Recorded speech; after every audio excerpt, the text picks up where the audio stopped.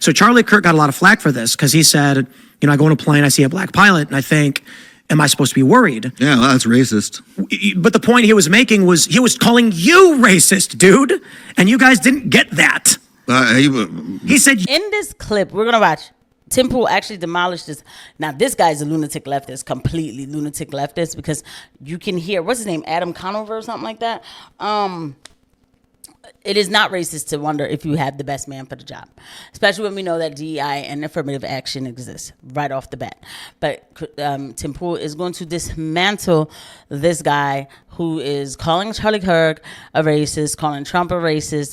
This term, I'm so sick of it. I am. And Tim Pool is going to obliterate Adam Conover and basically drag him up and down Tim Pool IRL. Let's go ahead, verbally, let's go ahead and get into it. You have created a situation where average people think you are hiring people who can't do the job based on race, and we don't want to live that way. I mean, he's the one getting on the plane and seeing a black person and saying that person's not qualified. I don't get it. That's not what he's saying. He says Democrats are intentionally hiring underqualified people based on race. Why are they putting us in a situation like this? He's saying that if a black person is in the seat, it means they're unqualified. That's his assertion. No, he's saying he doesn't know because he knows you are advocating for it. I'm just listening to the words that he's saying. It seems pretty straightforward. I would say that when the left and the right only listen to the surface level clips and arguments, they don't actually understand what the person is conveying. And so the argument then is Charlie Kirk is a racist, which is not true.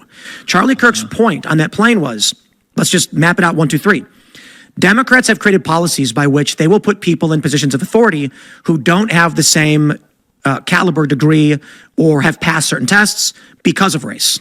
We've seen policies where they will actually go down the list of top candidates until they get to a race. This creates a concern among people that that individuals are being hired without the capability based on race.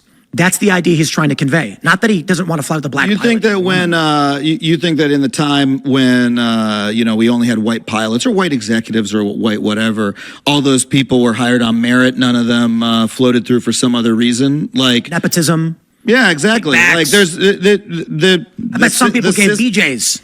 Yeah, exactly. The systems are like they already do that for everybody. So but it like wasn't based on race. So for him to go in and say, oh, when I see a black person, that's when I think that, not because when I see a white person, your policy is then racist. That's racist on his part because he's only focusing on when the black people But it's because the policy is race-based. It's not race-based. And that's why it's so annoying. I actually have to jump in, especially since they both did that whole silent thing. It's not just race-based. DEI is not for black people. That's why both ways it gets on my nerves. It gets on my nerves when black people defend DEI, and then it gets on my nerves when people do the whole black person bad because DEI. It's not just for black people. It is for homosexuals. It's for women. It's for white women. Okay? It's for basically anything non-heterosexual Christian white male. Okay? You do with that what you want. And the thing is, you have to remember, if we're meeting quotas, one group can always take out another group, even if they aren't a white male. So a lot of black men actually do not receive any kind of like benefit from this, okay?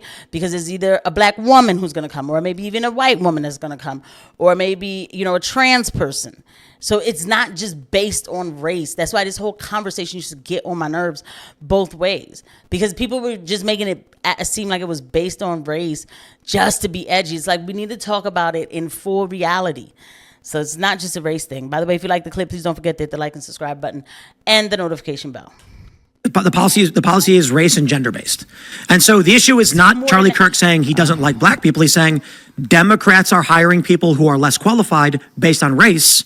This is creating a concern for people, which we don't want to experience. So the counter argument would be, if you have a system that has no black people in it, right? You have a pool of people doing the job that has no black people in it. That clearly is not based on merit because, you know, black people are X percent of the population, and surely some would have gotten through if it was really based on nothing but merit. So some of the existing white people must actually not have gotten there via merit. It must be because of a race-based system. So instead, let's adjust the system so that we give everybody an equal opportunity. That is going to mean that there are going to be more black people in the system. Now that that happens, he now gets on the plane, he sees a black person, and he says, oh, now it seems they seem unqualified to me. It's pretty straightforwardly racist. I actually think that it was racist systems that kept out qualified candidates. What I would say to your argument is the only distinction between what you said and white nationalists is that you want a system to bring those people in, and white nationalists don't.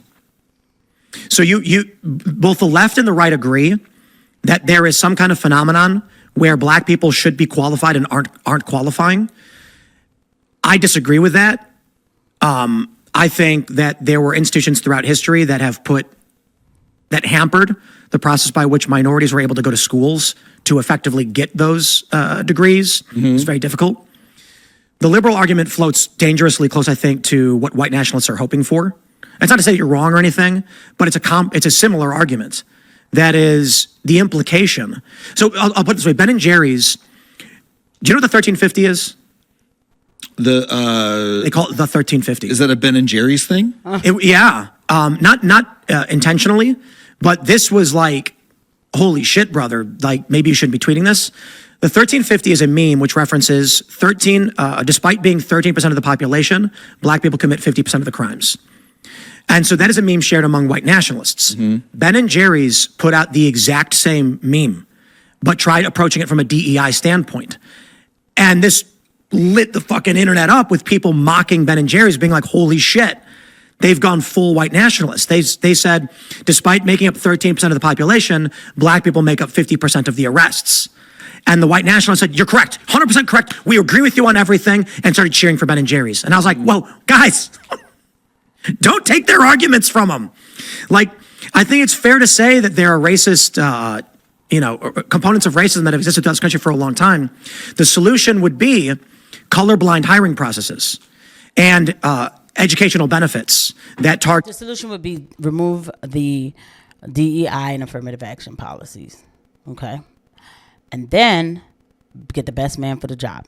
Now, when you do that, you need to have audits. Okay, because now we need to make sure that's exactly what you're doing is getting the best man for the job.